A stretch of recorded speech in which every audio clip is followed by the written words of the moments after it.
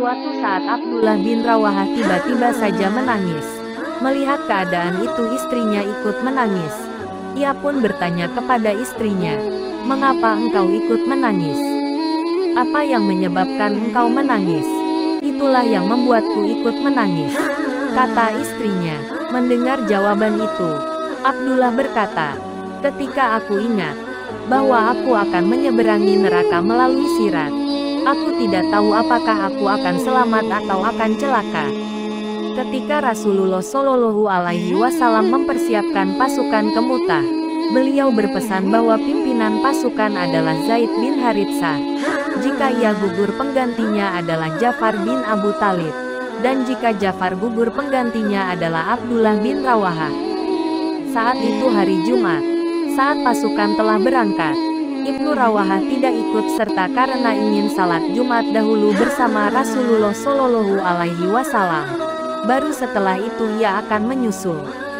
Usai salat Jumat, ketika Nabi Shallallahu Alaihi Wasallam melihat Ibnu Rawahah, beliau bertanya, "Apa yang menghalangimu untuk berangkat pagi-pagi bersama sahabat-sahabatmu?"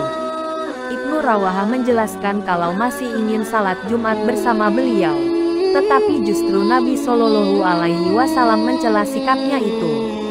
Beliau bersabda, "Jika engkau mampu bersedekah dengan semua yang ada di muka bumi, tentu engkau tidak akan mencapai pahala yang mereka peroleh sejak pagi ini."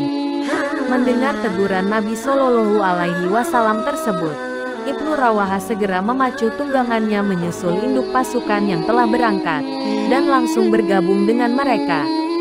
Ketika pasukan Muslim telah berkemah di Man, mereka memperoleh berita bahwa Heraklius juga telah berkemah di Map, di wilayah Balka, dengan 100.000 pasukannya, ditambah dengan 100.000 pasukan dari para sekutunya. Sementara pasukan Muslim hanya sekitar 3.000 orang.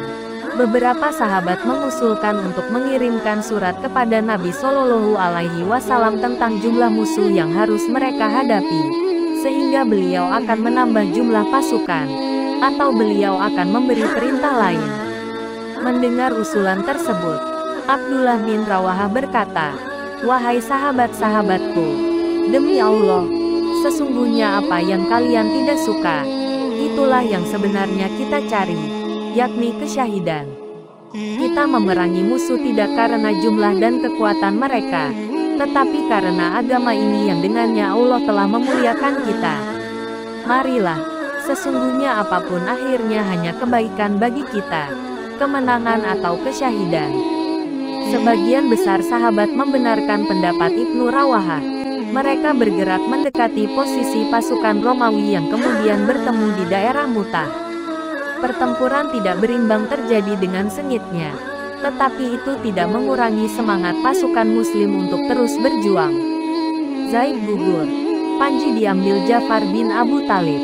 Ketika Ja'far juga gugur, Abdullah bin Rawahah mengambil alih panji tersebut dan meneruskan pertempuran. Ia bergerak sambil bersyair untuk menyemangati diri dan anggota pasukannya.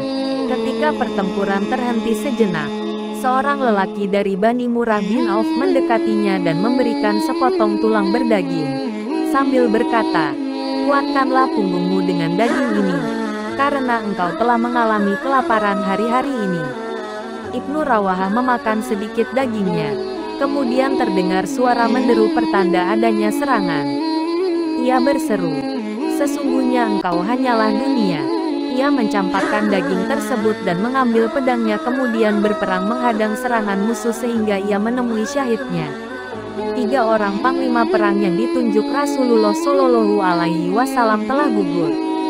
Sempat terjadi kebingungan dan hampir saja pasukan Muslim ditumpas habis oleh pasukan Romawi.